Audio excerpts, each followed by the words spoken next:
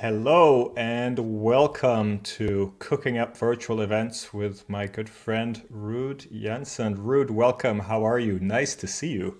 Hey Miguel, good to see you.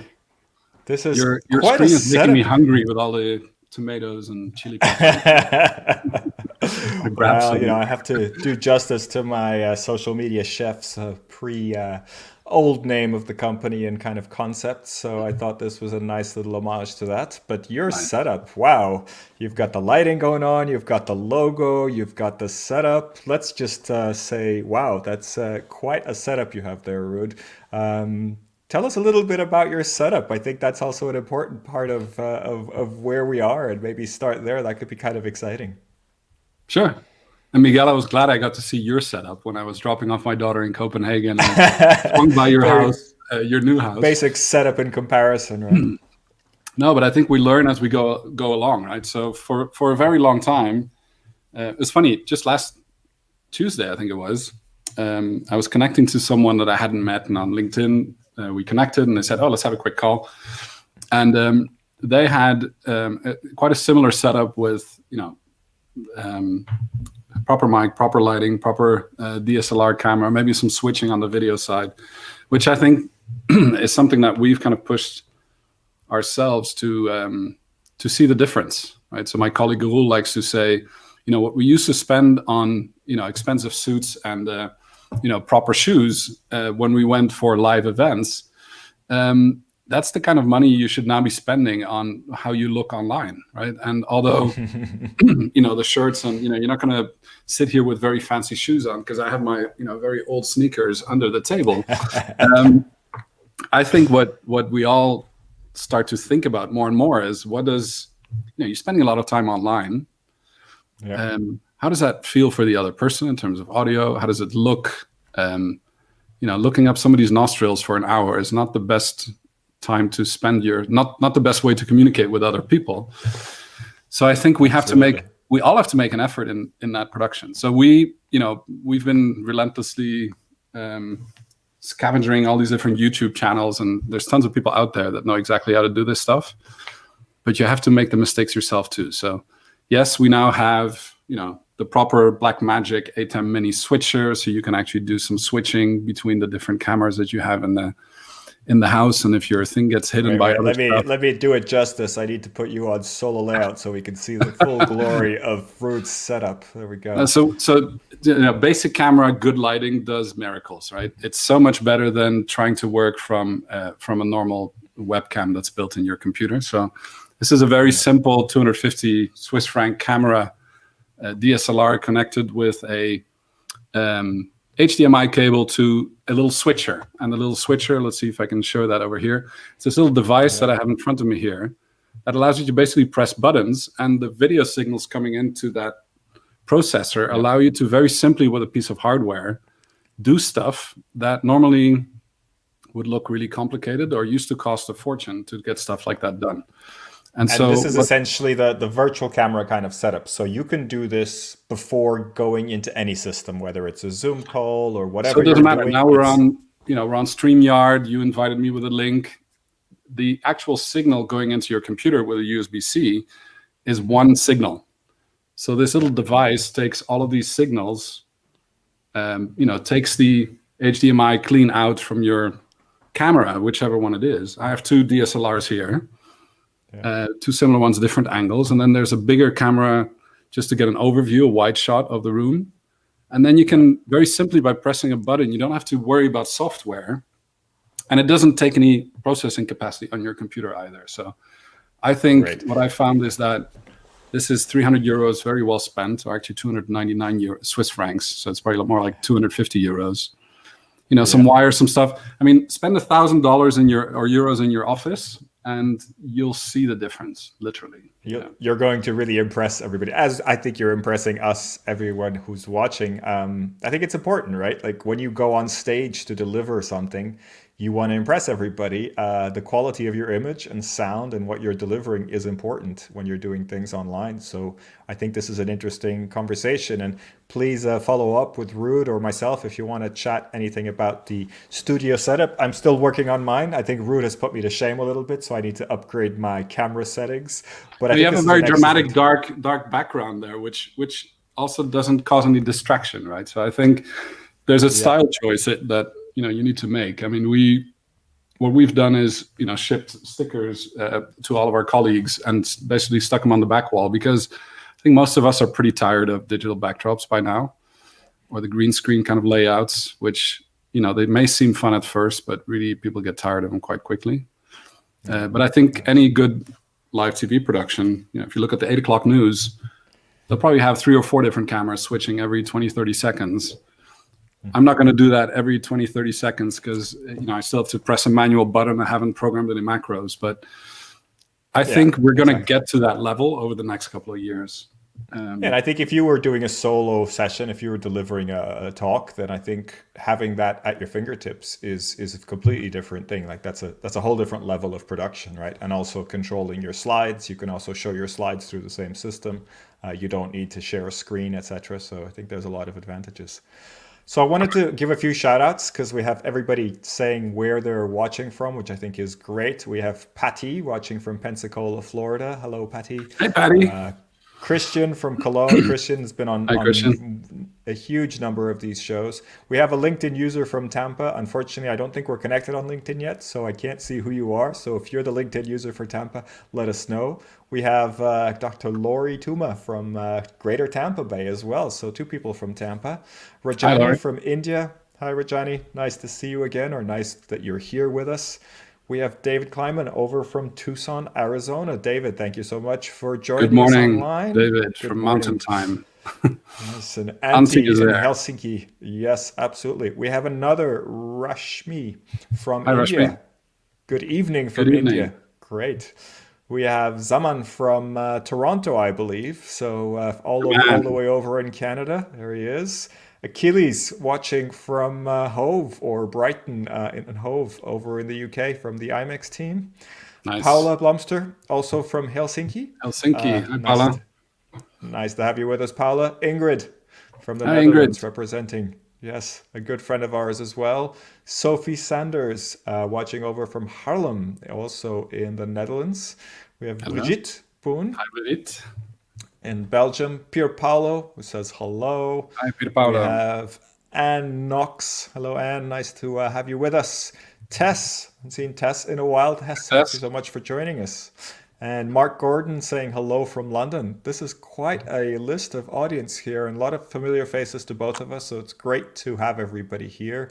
Ana Maria Vizcasillas, great to see you. And he Hey, Ana says, Maria, fantastic setup, Senor Puerto Ruud. Rico.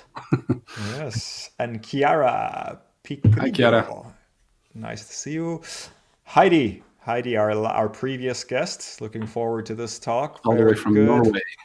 All the way from Norway and from hot Minneapolis, Minnesota, Carolina Carolina. Lorenz. Yeah. I think there's a little sarcasm there, a little smiley face or crying, laughing face. I'm sure it's a little bit cold right now Probably like, in Minneapolis. 9 feet of snow in Minneapolis by this time in December.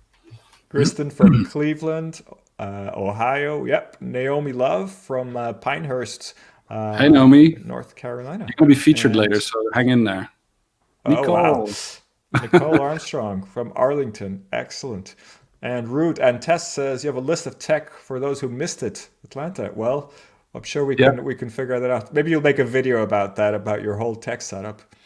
Here's someone who also understands a lot about tech, Anthony Vade, one of your colleagues over in Toronto as well. And we have Michaela Anderson in Michaela. Denmark. We Undskyld. have Diedrich We're making mistakes.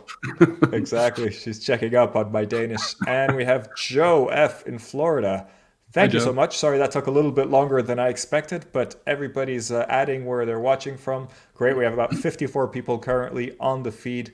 Ruud, so we're here to talk about the Event Design Collective and in particular the Event Design Mastermind. So tell me a little bit about this wonderful event. I've heard a lot about it, but I'd love to hear it from you so that everybody who's watching understands what this is. And maybe you could start with the previous editions, what it normally looks like, and what Mm. the special 2020 version, let's call it that way, looks like, or how you've redesigned this, because it's all about design when I understand the Event Design Collective. Am I right? We have to eat our own dog food, Miguel. So one of the things that reminds me a lot of this, I'm putting a little frog on top of my mic here because this is an accessory that really represents what the EDC MasterMind is. I don't know if you can see that here, but I'll bring it up a little closer. Eating your frog is what the EDC MasterMind is all about. And you don't find out usually until the very end of what it is. So the EDC MasterMind is it's a think and do tank, the way we're currently kind of positioning it and seeing it. One thing that we've noticed, and I'm sure your viewers must have had the same thing, is that during a time where we currently are, I think having a sense of community and a sense of belonging with the things you really care about is a super important thing. It's like a homing device. It's something where you can find people that you want to have conversations with. And when you think about good conversation, then you have to have, a language that people speak to have a good conversation, right? Mm-hmm. Miguel, you're originally from Portugal, but having lived in Britain and now you're over in Denmark, you know how critical language is. Having lived in different countries and going through the pain of learning a language, I have a deep appreciation for people that take an effort for learning a language. And the learning is usually quite kind of let's say when you're young, it's easy. And when you're less young, it becomes more difficult. It's a challenge for sure. It is. So one of the things that we've attempted to do over a number of years since launching the event canvas, Ruud and I created that by thinking about things that we've experienced in the industry for over 20 years. And then we kind of try to crack the way that event creates value and create a mental model to think about events from different stakeholder perspectives. And so that canvas has created kind of a language that people can use when they're doing event design.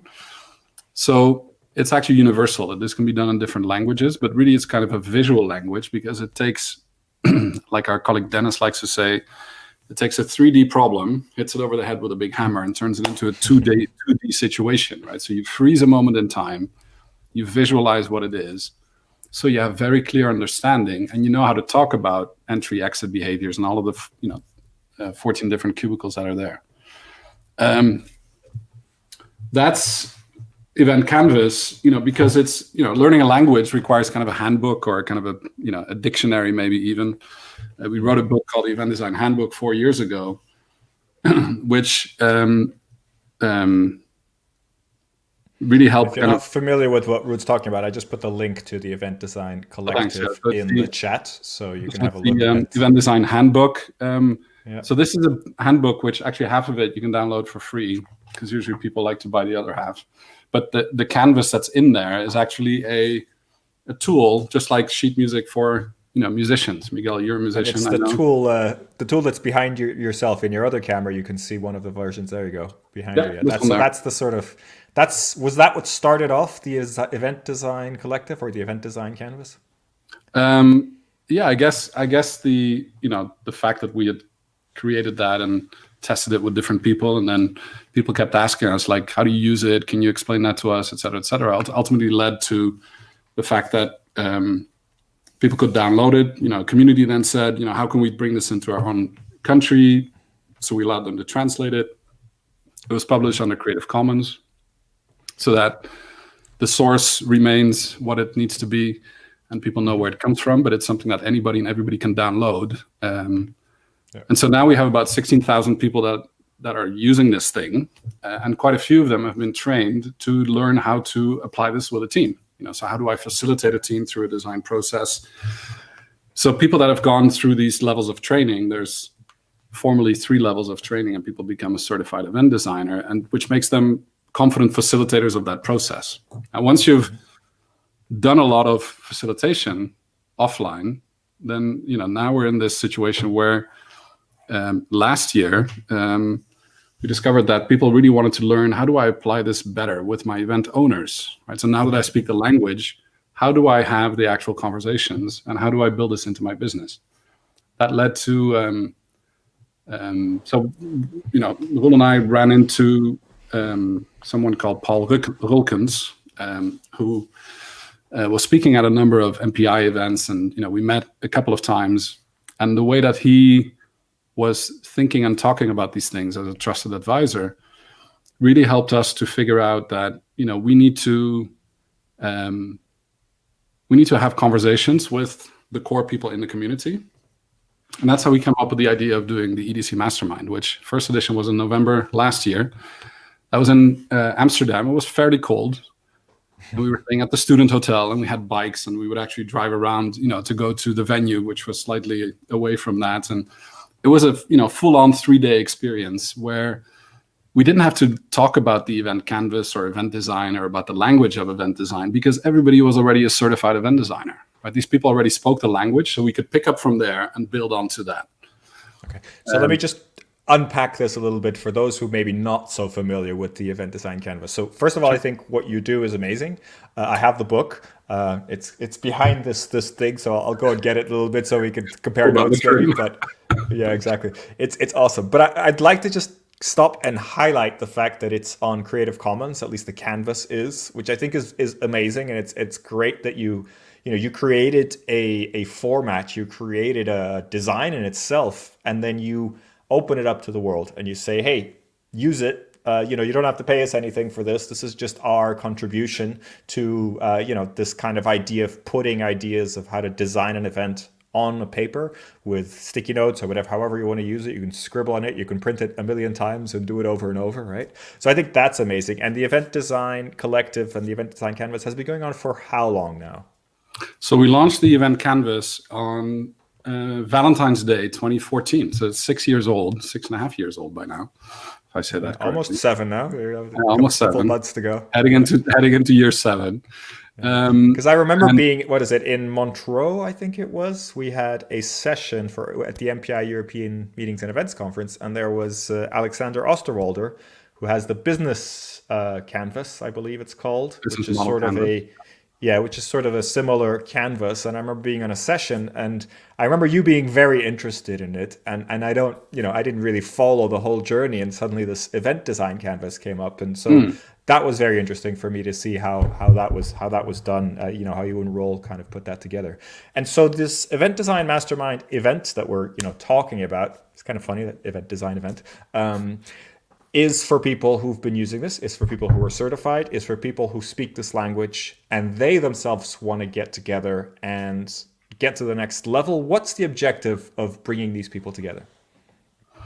So from the perspective of the certified event designer, they really want to learn how to apply better and at a bigger scale the skill that they've learned in their organizations to create change, right? So event owners are often burdened with that, need to create change or design for change, but don't really know how to do that.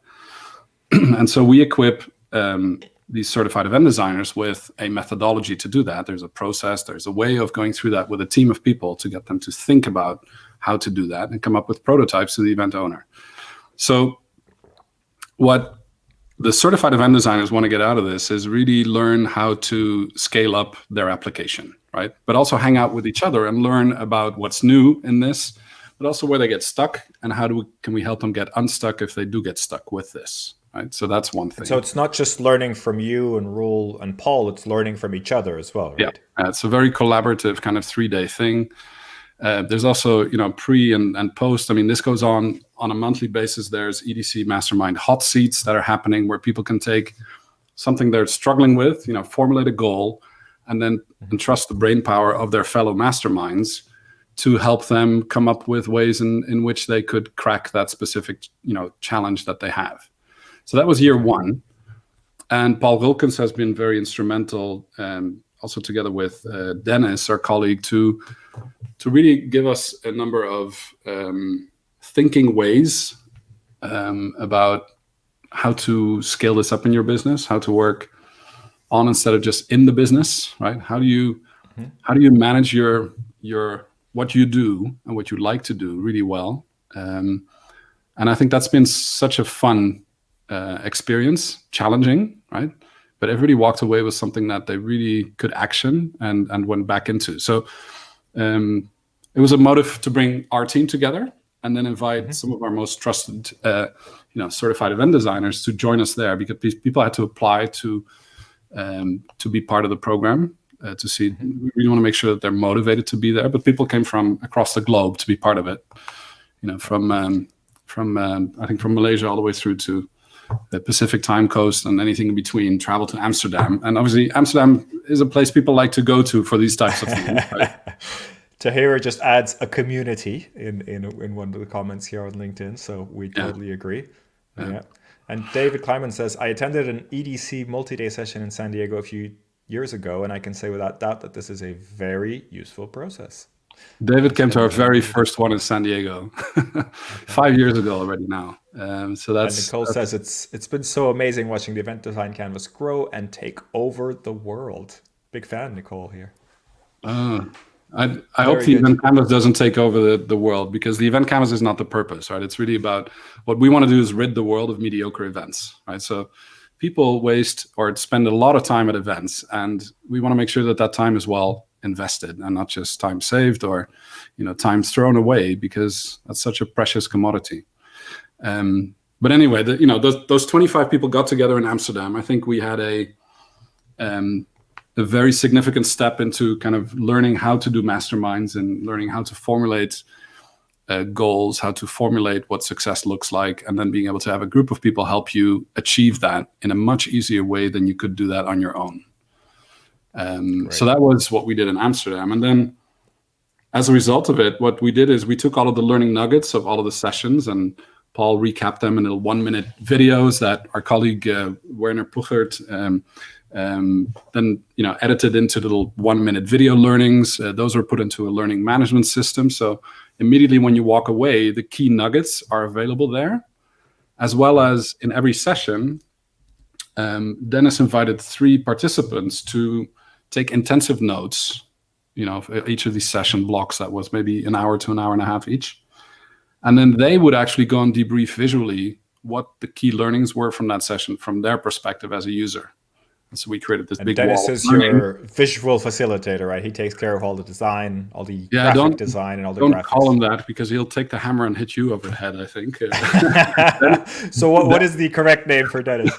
Dennis is our story engagement engineer, but he's actually one of the whiz kids and masterminds behind taking hammers and taking 3D situations and really being able to look at things from very different perspectives by drawing them out, right? So the stories that get created are visualized in a way together with users, so that the understanding of being able to replicate the story or deeper understanding comes from the ability to put it into something you can see, right? So, and especially in a live setting, Miguel, it's quite difficult to capture stuff, right? Because everybody's scribbling in their books and it's everywhere in individual units. It's hard to kind of harness it into one thing.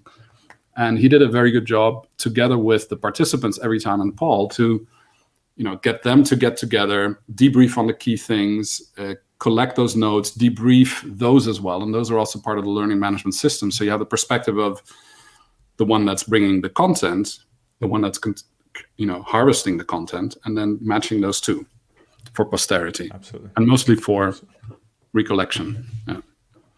So that was last year.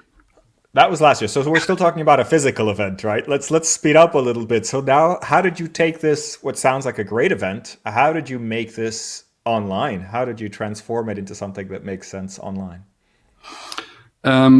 We actually had quite a few people that had registered for this year's edition already in 2020, because they're like, I want to come back to this. I think this is like a perpetual community that keeps growing. And so it's designed as something that you can attend every year. It's not something that you go once and then you've done it, right? This is something. No, it's actually the community that I think, perpetuate it. And I think most people came back to the second edition. And I think this is how we see the core of our community kind of growing as well and reconnecting. What Ruud and I noticed is that, we delivered the training for the level 3 for people to become certified event designers. And we knew all of these people. There's about 450 of them. But quite a few from the different cohorts had never met between the cohorts. So this was also a motive to kind of break that silo open and get people to meet each other between certified event designers. So this was a wish that a number of them had expressed, and that's how we created this, which changed our behavior as well, because we wanted to learn about how to best do that. And this is where we have Paul come in as our trusted advisor to work with us, together. And I think that's a very important thing. So for this year,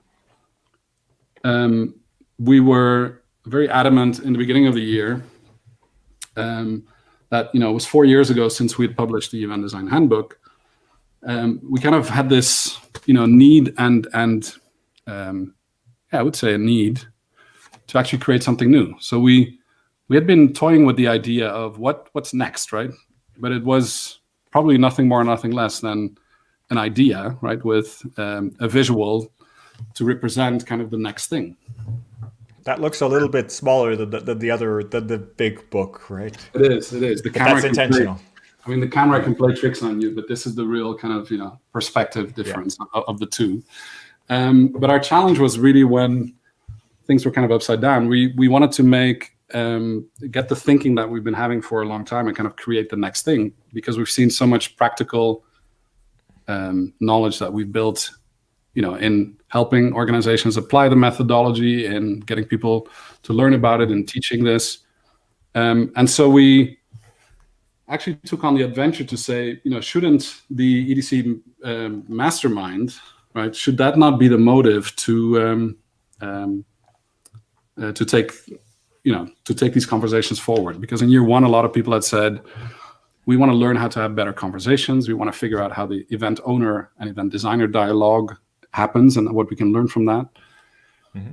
And so what we've done is we have started writing our new book, which was done in a way that was a little bit different, right? So we had raw conversations online between Dennis Wool, myself, and our editor, John Lofton, who actually takes our muddled thinking and, trims it down to readable chunks of text.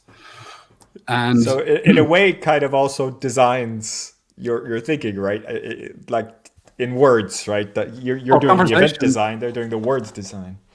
Good conversations is really what people enjoy at events, right? And conversations about events very often end up being the meetings about events, which usually people don't like those meetings, right? Meetings about events are not the meetings people enjoy going to. So those conversations need to be improved. Well, the canvas and the methodology and the outcomes of that deliver prototypes which allow you to have better conversations. But then we also felt that, how do we harness this learning that we've done over these years, and how do we repackage that in a different way? And so in writing that book, we were at chapter 6, I think, by the time it was September. We also know that events are catalysts of change, right? So we said, could we turn this event for the EDC Masterminds as kind of a way to turn this empty shell book that we've started writing, right, and actually test the content of the book within the event. And so the sixth chapter. The book became the event, and the event became the book. They sort of start to merge in the story, right? Yeah. Okay, and so people applied for that without knowing a lot of this stuff. We did know we wanted our community involved in this kind of thinking. Mm-hmm. And then we also, because it's conversations, we need to have conversations about stuff, right? So people apply for the events, and we said, this year we have to do this online.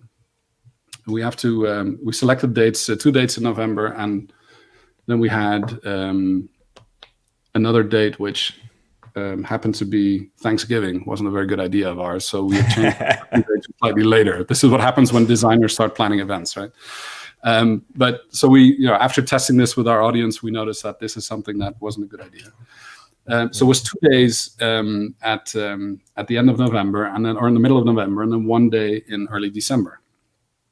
And what we ended up doing is having conversations with those that applied for this, right? So people apply, have to identify 5 hurdles that they're running into, have to consciously want to work on them, and as a result, they became part of this, or they could, join this event. But we also said, because it's online, and we want to serve multiple time zones because we had people from Pacific time zone all the way through to Malaysia attending. We decided that, having 4 hours on each of these days, right, with a break in the middle of an hour, so it's 2 hours, 1 hour break, 2 hours, was probably the way to go. So the content duration of the event was actually half of what it was last year. So we also slashed the price to half of what it was last year, knowing that it's important to deliver that value. And we said that this edition was going to be about conversations, right? So we had conversation labs on top of what we did with the Mastermind hot seats. And before people came to the event, each of them got a personalized podcast of about a half hour where Paul, Dennis, Roel, and myself had a conversation. And we invited people to think about the kinds of conversations they've had and where they got stuck. And these are personalized, sent out to people because we want to encourage people to get away from their computers and take a walk into nature, wherever they might be, if it's in Florida, like Patty, or, Janet, who was in Malaysia, or, people in Europe, from Italy all the way up to Finland. The sense of context is really missing. So we always create WhatsApp channels for our groups of people, and these people are quite used to it because they went to the EDC Level 3 program before. And people spontaneously started taking pictures of their environments, right? Like whether we're walking, time lapses, this is on a beach in Italy, and here's this garden place in Dallas, and which was super cool because you get a sense of context without traveling, right? We all miss traveling and meeting each other, but this was a way to travel. And it's a great way to connect with each other, right? When you see something nice, an environment where somebody is, or there's a story there's something to pick up on that you can continue afterwards. Let's make cameo appearances. There's all sorts of things that happen, which reveal parts of the story, right? Mm-hmm. Werner then took so Werner Pucher is one of our certified event designers and part of the Mastermind, and he really did a good job of kind of storifying and creating videos to use this content generated by the users in the WhatsApp channel to create little trailers and things that are mixed within the actual event, so it becomes very personal.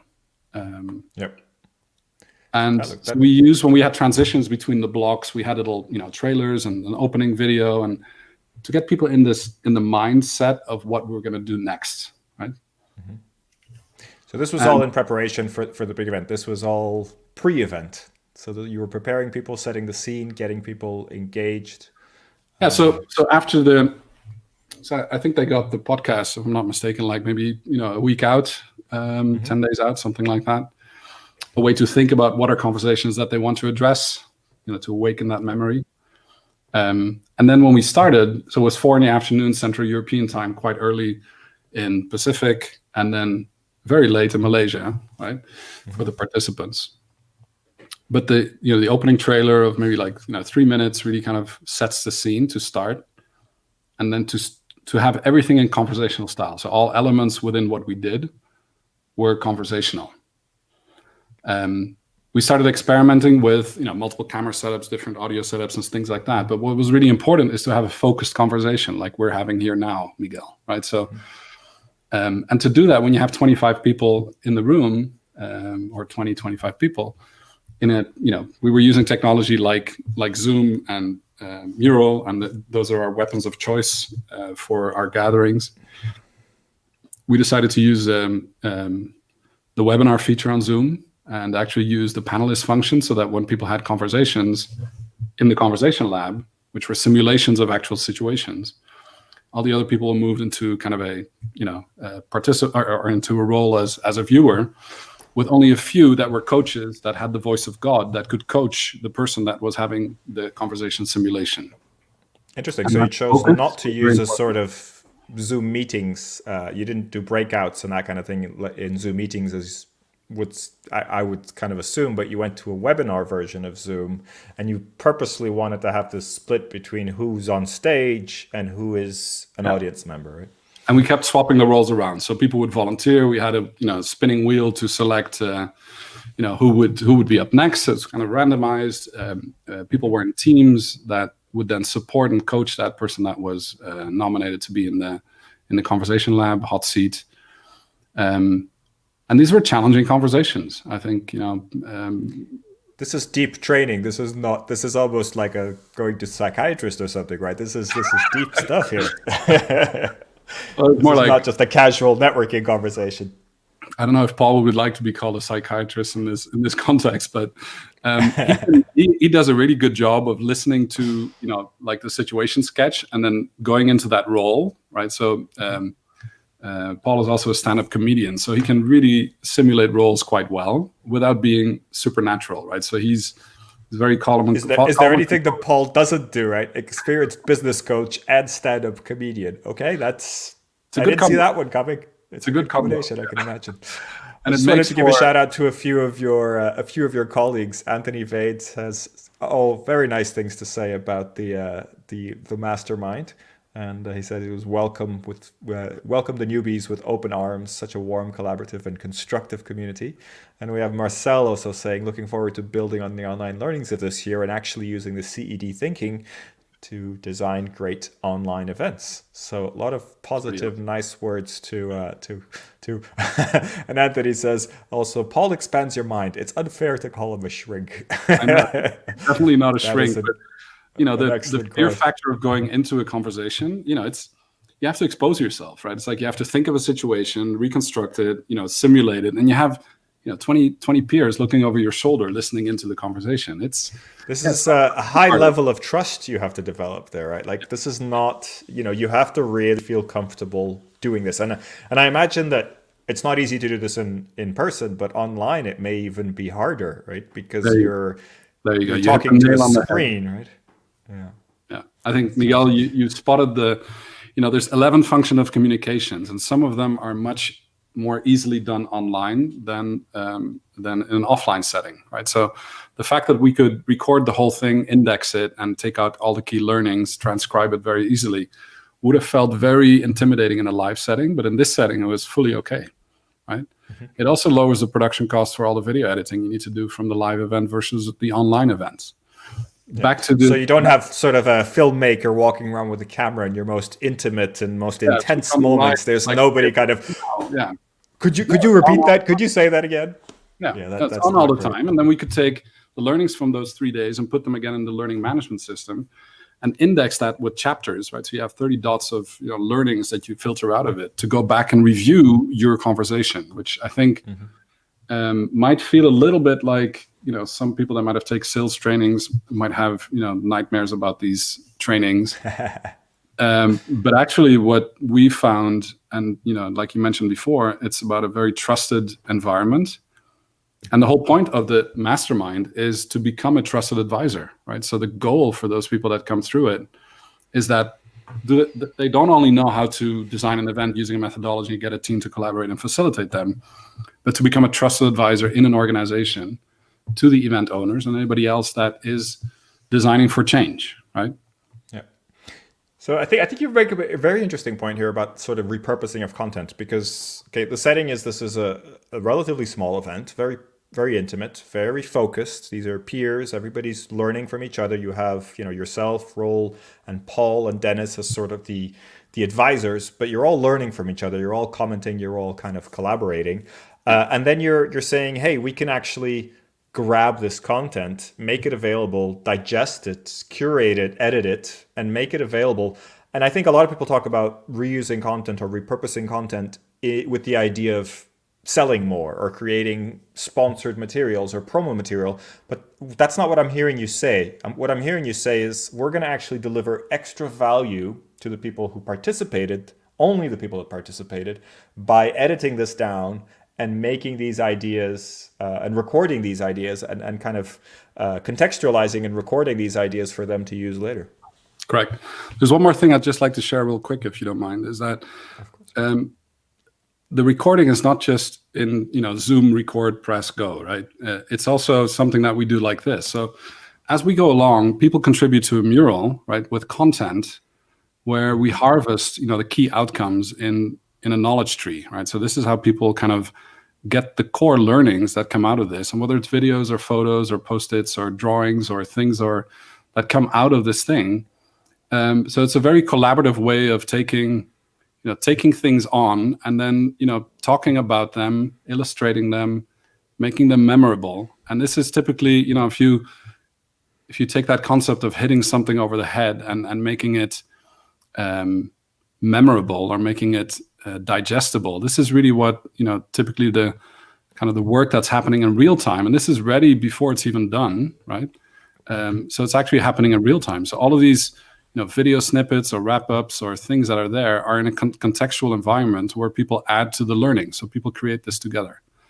And obviously all the pretty pictures here are made by Dennis, right? Because many of us attempt to keep up with that kind of thinking, but he's the master Dennis, the not visual facilitator, the master storyteller, master story engagement engineer. Yeah.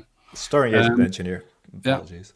Yeah. And so it's really about, listening whilst capturing and digesting in real time. And then if you start, putting those things together, this is part of how the future then gets created, and how people who were at the first mastermind but not at the second one actually then came back to get reconnected to the storyline, right? So the story deploys and it gets recorded and it gets visualized and it constructs, right? It's a construct. Ultimately, fascinating. On day 2, everybody got a copy in PDF of the book that we were writing in draft, right? So we forced ourselves to finish these 6 chapters and share that content with them. So it was an open invitation for them to read it and to digest it, to make it part of the conversation, because these are, ways of looking at conversations. And what they didn't know is that they then had 2 weeks to practice in teams. They were going to practice different scenarios of conversations.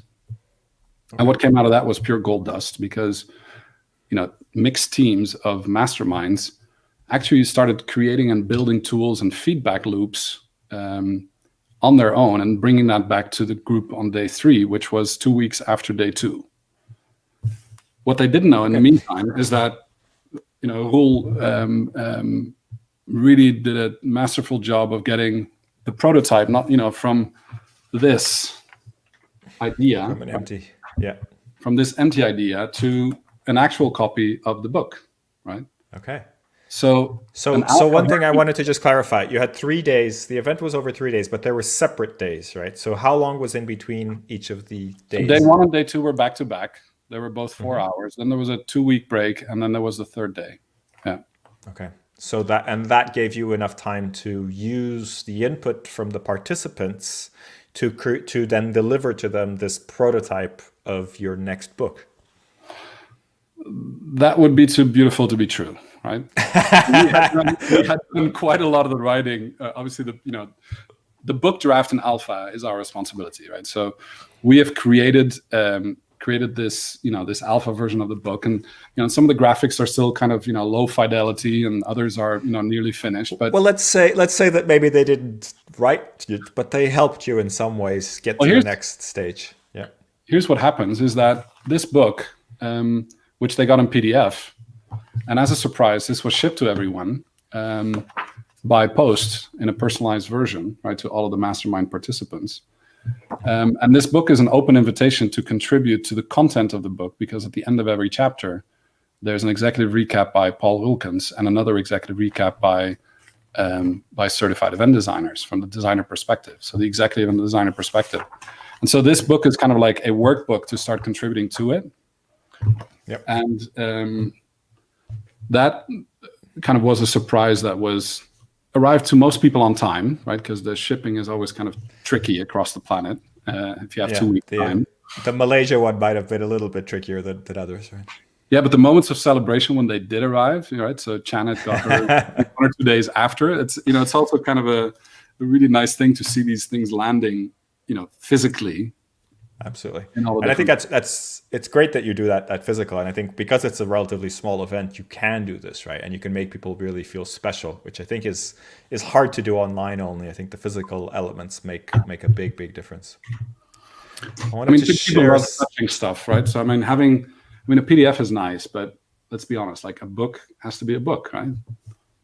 It's got to smell like a book. It has to feel like a book. For me, it's all about making people feel special. Sending a PDF in an email doesn't make you feel special. Getting a book in the post and you open it and it's a physical object, that makes you feel special. Even if the content is exactly the same, it makes you feel special. It's something tangible. It's something for you to take. It's something for you to read wherever you want. You don't have to be at a computer, etc. So I think it's Miguel, very, this is very where different. I also want to stress how important it is to have this, multi-talented team of crazy people that basically push each other so hard that nothing becomes impossible, right? So it's like the ideas are not just ideas, but they turn into actions and they actually get delivered. And I think this is what we've learned, and as we learn as we go along, is that if you co-create with other people and have the ability to deliver on it, right, and really listen, go through those struggles also yourself, right? Because it's not easy to write a book with 3 people. Nor is it easy to then, have other people critique it and, roll your baby in the mud and then, dust it off again. And, it's metaphorically speaking, Miguel, you probably know what I'm talking about. What is it? There's somebody that walks around with a T-shirt with a great quote, just something like, "Don't fall in love with the solution, fall in love with the problem." Yeah. Because you define your solution and then you fall in love with it, and then somebody critiques it and you have to create something else, and you're really annoyed because somebody's poo-pooed your solution. And it's like, well, if you're in love with the problem, then it's a very and different it's thing. probably rule 101 for design, right? So never fall in love with your prototypes. This thing was just a prototype. It's got to stand the test of time. Better in the beginning, to test the idea. But you have to ferment it to the right level. It's kind of like a good kimchi, right? If it's not fermented long enough, it tastes pretty awful, right? If it's just right, it's perfect. If it's too long, it's dangerous, right? So well, in a way, it's already standing the test of time before it's even released, right? So you're kind of saying, like, I'm not just going to write all these words and then hopefully it'll be good. No, you're going to kind of re-edit it and keep making it make sense before you even kind of release it. The other thing we just did, and this is a surprise, so all of the masterminders there, close your ears for a second. Anthony is actually currently, because he's recording something. He's doing a voiceover for something, right? So so basically, you can read the text in Google Docs. You can see it in PDF. You can have the printed version of the one with the visuals, right? But if you've ever written a book, you know that at some point you just don't see it anymore. You can't, it just doesn't, you can't edit it anymore, right? So now we've taken on a challenge, which Anthony is doing incredibly well. He is, currently taking the conversation that's in the book and turning that into an audio track. So currently in the learning management system, only those that were part of the mastermind will, see that these chapters will now be available in podcasts. They can go out and take a walk again and think about it carefully. Yep. And give us then very focused feedback in a way that we're currently, that we will still communicate. So masterminds, hold your horses, right? This will be with you shortly. But again, this is like, multi-talent. I mean, Anthony used to do radio shows and the idea came up wildly, and 3 days later we have 3 of the chapters recorded already. It's it's like magic. Sounds fun. So I'd like to show the little video about the event, because we've been talking for over 45 minutes and we haven't actually showed the video yet. I hope, we had, I think, 45 people still watching with us live. So apparently what we've been saying hasn't been that boring. So people are still with us. But let's have a quick look at the video. I think there's a few people that are watching that are included in this video. And then we can come back to some questions and comments, because I'd like to make sure we capture some ideas from the audience as well. So catch you in a few minutes.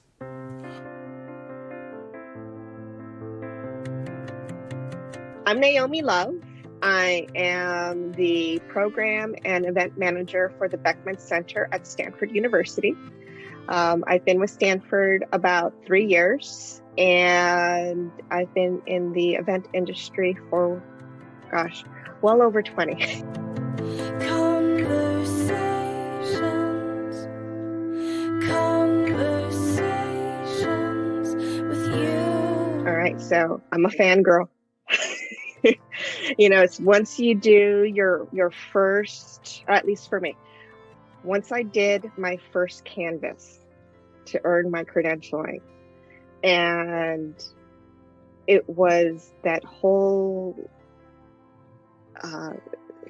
it's just that mindset of take that leap of faith, trust the system. It's going to work. When I guided my own team as we pivoted to virtual, and we did the entire canvas virtually, and I saw a group of people who do not speak this language, their language is science, all of a sudden have that aha moment, and they came into my world, and they started to get so energetic and so enthusiastic of what we were doing, the canvas. I was hooked.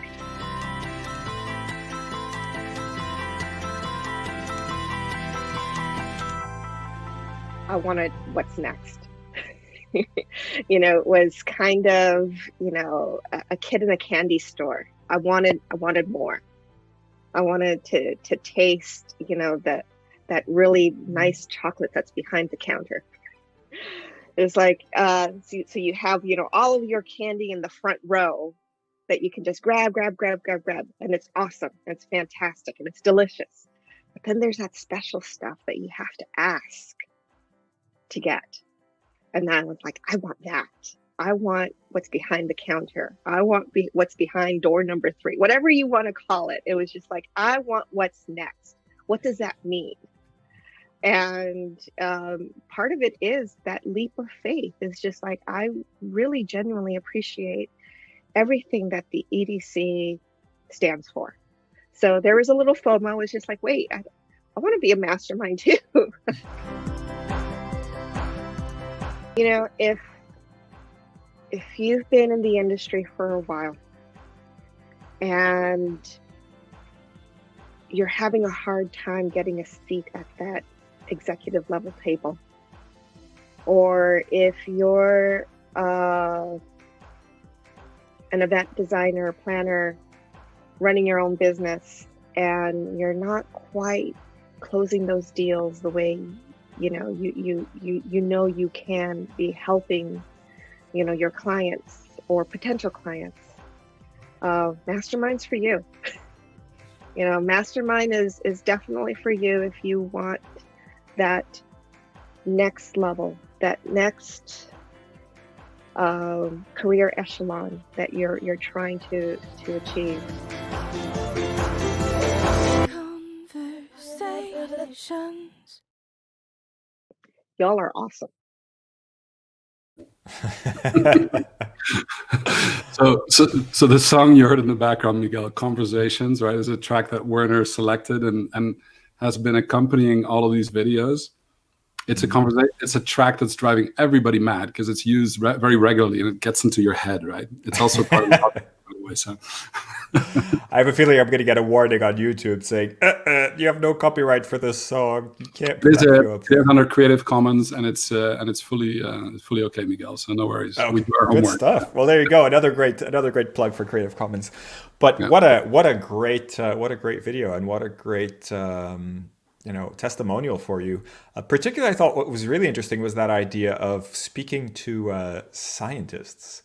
If scientists can understand this language of event design, if this helps to communicate, because so many of us do events for associations or medical societies or whatever it is, and that bridging that gap between the academic world and then the event design world, that's always been a challenge, right? And getting those, understanding what's important for these academics, like they want to be published, they want to present, what do they want to do, what's important to them, and bringing that to creating an event, especially now that we're creating online, which is sort of a little bit unknown for everybody, delivering that for them must be really gratifying. So Naomi, we'd love to hear if you've been able to do this with online events and if this helped. But thank you so much for that testimonial. It was really interesting and really, I think Patty also says she loves the candy shop analogy, and I really like that as well.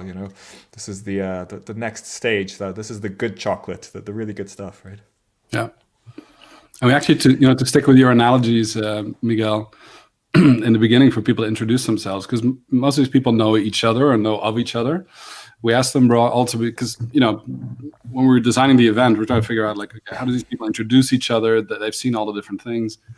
And we asked them to actually, pop into their kitchen in minute 2 of the event and pick up a kitchen utensil that they identify with, and this was a way of them to be introduced to each other. So if you saw that in the knowledge tree, all these strange kitchen utensils, this was used as the analogy as well. So, cooking up virtual events, you need utensils and you need ingredients. This was a lot of fun. And here I think it's all about being super consistent in how you do things, right? So the production quality has to be just good enough, right? It should not be over the top, right? Mm-hmm. But everything from the beginning conversation of having a podcast in your ears, the earworm, as Ingrid just called it there, the conversations as the earworm, it has to get into your head. But also the evaluation right at the end of the event, right on the 2nd of December. Literally, as we actually forgot to prepare the evaluation form, which is this happens to people, right? Don't tell Elling because he would get upset with me. That's where you start the event, of course. We were in the event, right? Well, actually, all of the design was there, so everything was ready. But as we were getting the 2020 edition placed and ready to send to everyone, I discovered that Typeform now has this thing called conversation format for your surveys or for questions you ask people. And again, we said it before we started. If you don't break anything, you're not prototyping or trying hard enough, right? Mm-hmm. So breaking things is what it's all about. So we sent out this conversational evaluation form as well. So it sticks with the theme, right? Sometimes you get lucky because, truth be told, we didn't go look for a conversational evaluation form. It just pops in your head when you're connected to the right channels, right?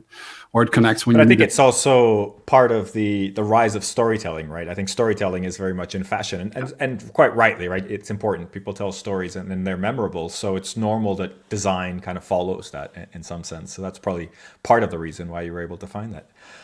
Before we go, we've only got a few minutes left, and I want to make sure we end on the hour because I know people have meetings that start on the hour. You might have one as well, Ruud. But just saying, you mentioned one thing when we were just preparing for this session, which I thought was quite interesting, that you use Zoom and Mural as your weapons of choice. And in fact, you use Mural so well or so much that you're now kind of on a different level with Mural. So you're kind of one of the few companies in the world that are kind of giving feedback to Mural. Maybe just give a little bit of a plug to Mural, and why is Mural so important for what it is you do in I guess in the Canvas, in the certification, but also in this event. So we've been working with Mural for probably the last 10 years, right? So I remember we visited their offices in Buenos Aires, literally in 2010. We did an event design session on paper in the offices at the Mural offices with their team and the Internet Society at the time. Nicole, who's on the call, might remember that. She was there.